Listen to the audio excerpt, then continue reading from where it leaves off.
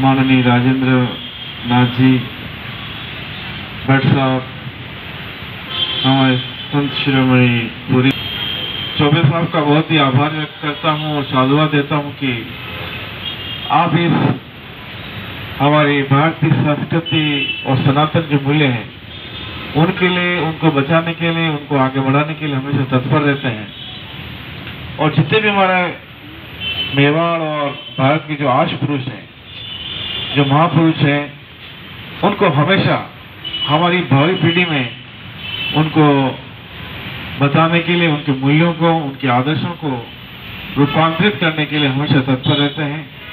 और आज का प्रोग्राम उसी की कड़ी है, जैसा कि हमारे जाला साहब ने बताया है कि सांस्कृतिक रूप से जो चीजें होनी चाहिए वो इसी तरह से। वीर प्रस्तुता मेवाड़ की धरती पर जो राजपूतों ने संघर्ष किया और जिस तरह से हमारे कुंभा, सांगा और प्रताप और इससे आगे भी अमर सिंह जी और इससे आगे तक जो हमेशा विस्मरणीय रहेगा। जहाँ तक महाराणा उदय सिंह जी के बारे में है, जाला साहब ने सब बातें बता चुके हैं। बताना चाहूंगा कि एक हम सभी जानते हैं कि हमारे ये जो सिसोदिया वंश है वो श्री रामचंद्र जी के वंश से है और काम माना जाता है कि लव के वंश से ये आगे चल रहा है।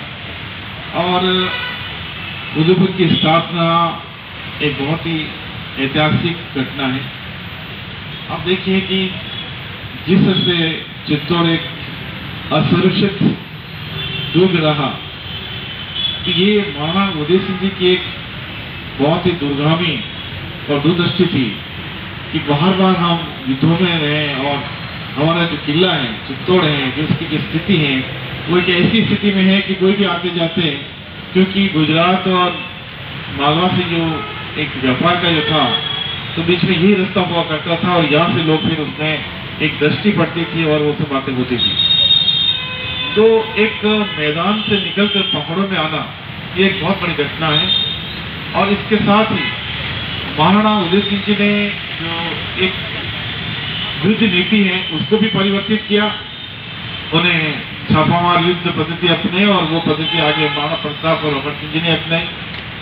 इसके साथ ही महाराणा उदय सिंह जी बहुत ही उदार थे।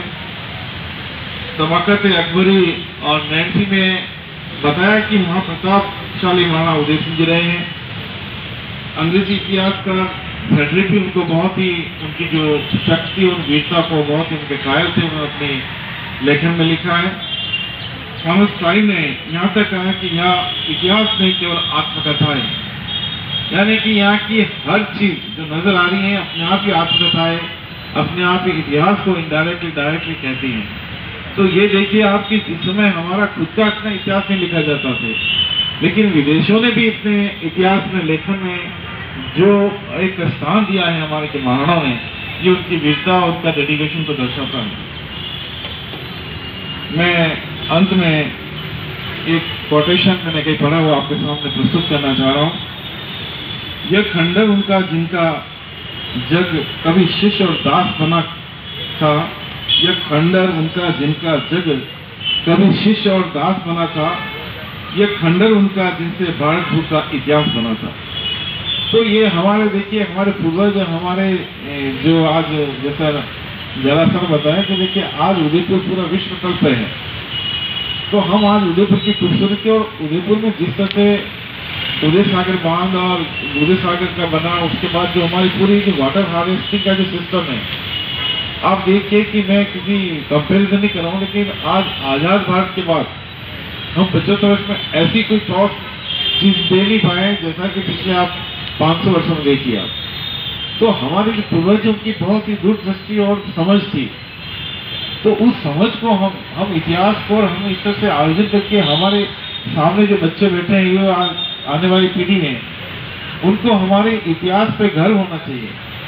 और हमारी जो प्राचीन जो बातें हैं, हमारे जो सनातन मूल्य हैं, यदि हम उनमें विश्वास रखते हैं, उनको ट्रांसफर नहीं करेंगे, यदि हमारी जो कहते हैं कि हमारे जो मानवीय रूपांतर नहीं होगा हमारे बच्चों का, तो कहीं कहीं हम अधूरी शिक्षा दे रहे हैं।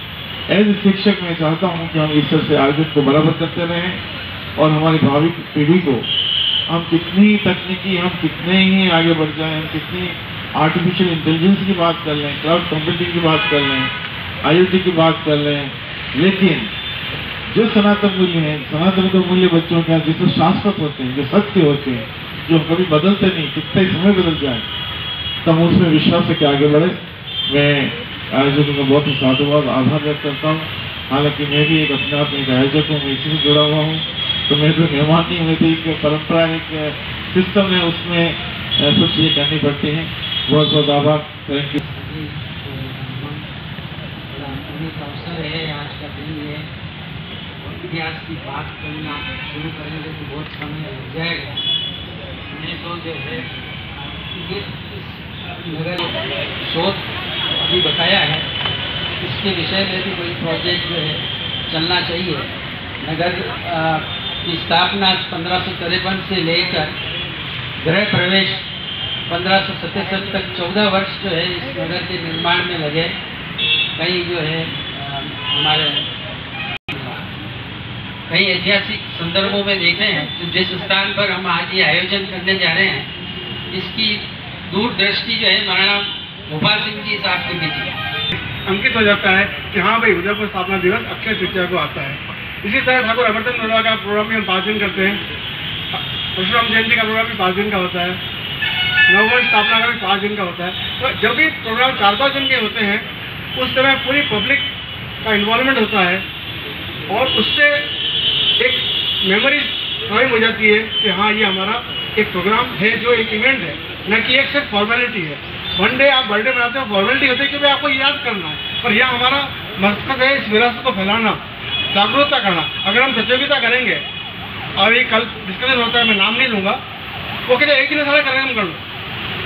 अब आप सोचिए, हम बच्चों की चित्रकला प्रतियोगिता करना चाहते हैं, सब स्कूलों की, हम मेहंदी प्रतियोगिता करना चाहते हैं, हम रंग, तो ये हर कंपटीशन में अलग बच्चा आएगा। जरूरी नहीं कि बच्चा चित्रकला में पारंगत है वो मेहंदी में पारंगत होगा, जो मेहंदी में पारंगत है वो रंगोली में पारंगत होगा, जो रंगोली में पारंगत है वो डांस में पारंगत होगा। तो मैं बात तो लंबी हो जाएगी, मैं आप सबको एक निवेदन करना चाहूँगा कि एक और कार्यक्रम है जिसमें आप अपने परिवार को सम्मिलित कर सकते हैं। वो है 23 तारीख की शाम को, जिस दिन अक्षय तृतीया है। ऐसा सिंपल भी होता है, सभी समस्त उदयपुर वासियों को मेरी शुभकामनाएं। इस तरह का अगर आप एक वीडियो क्लिप मेरे को भेजेंगे तो मैं चाहता हूँ कि बाद में इन सबको मैं कंपाइल करके इसका कोलाज बना दूँ, वीडियो कोलाज, और इसमें भी जो रंगोली अच्छी आएगी उनको हम पुरस्कार देने की घोषणा करेंगे।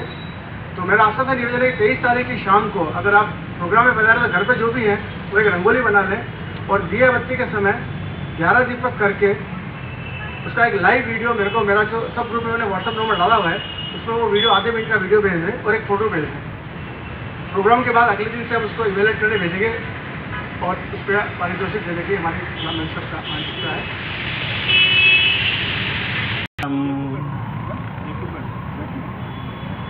मेरे को कुछ बोलना ठीक ढंग से नहीं आता, उल्टा सुल्टा निकलता है।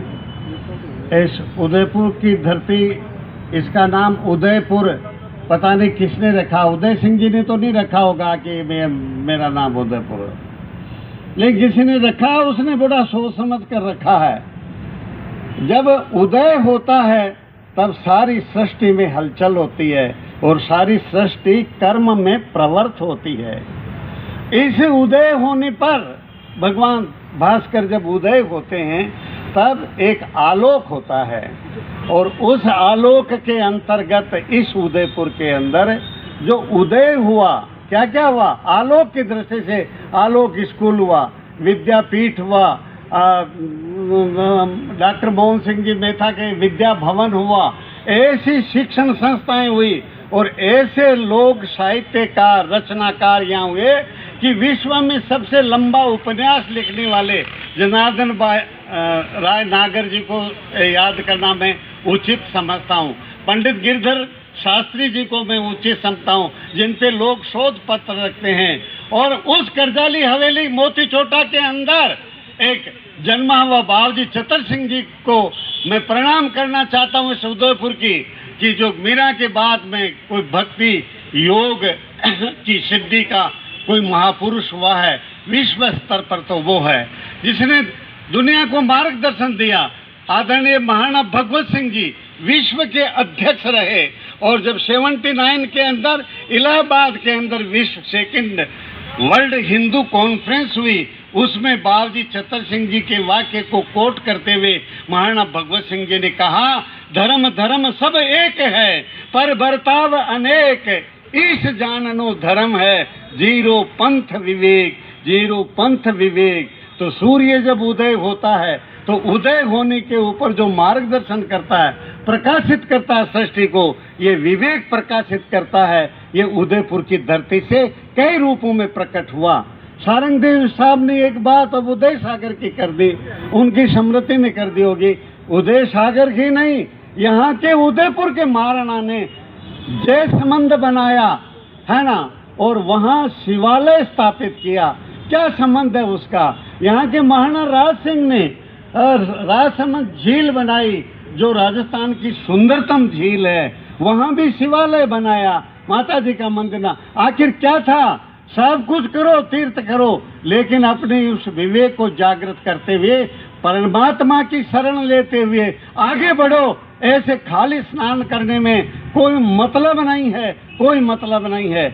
लेकिन आज इस विकास के नाम पे क्या हुआ? मैं विद्रोही हूं, मैं बोलता हूं। हमने जो उदयपुर का कोर्ट था, ऐतिहासिक कोर्ट था, जिसके बाहर खाई थी, हमारी धरोहर थी, वो खाइयां हमने मिटा दी। बड़ा अच्छा काम किया, सारा कोर्ट तोड़ दिया। मोरिया आछो रोयो रे थारा बाप ने, मोरिया आछो रोयो रे थारा बाप ने, और कोर्ट को कर दियो सत्यानाश मोरिया, आछो रोयो रे थारा बाप ने। अब आज जो स्थान बनते हैं वहाँ शिवालय नहीं बनते, वहाँ डाक बंगले, guest house, rest house, circuit house बनते हैं, हरामखोरी के साधन बनते हैं। सरकार का टीएडी लेना और मजे करना, ये जीवन के पतन का उद्भोग है। लेकिन यहाँ के महाराणाओं ने, यहाँ की हमारी संस्कृति ने, उदयपुर की धरती ने विश्व को मार्गदर्शन देने के लिए ये भी किया। यहाँ पे खिलाड़ी हो, साहित्यकार हो, कवि हो, उन सबको महाराणा मेवाड़ फाउंडेशन की ओर से मैं आभार व्यक्त करता हूँ। विश्व स्तर के ऊपर भी इतिहासकार पुरस्कार वो देते आ रहे हैं। हम जागृत, वयम राष्ट्राय जागृयामः, हम राष्ट्र के लिए जागृत हो, स्वयं जागृत हो और जागृत करें। उदयपुर की धरती को नमन। उदयपुर नाम अच्छा है, उदय होना अच्छा है, लेकिन देबारी नाम अच्छा नहीं है। इस गेट से इधर आ गए और बारी बारी दे दी, कोई बाहर नहीं गया, यहीं बस गया था। वो बुलेगन बढ़ गई। सबको प्रणाम, धन्यवाद। मंच और इस मेवाड़ की पावन धरा को प्रणाम करते हुए यहाँ पधारे हुए सभी अतिथिजन और विद्वजन को मैं प्रणाम करता हूँ। उदयपुर की जो आन बान और शान विश्व पटल पर रही है, उसको प्रणाम करता हूँ। ये 5 दिवसीय आयोजन आप सभी के तत्वाधान में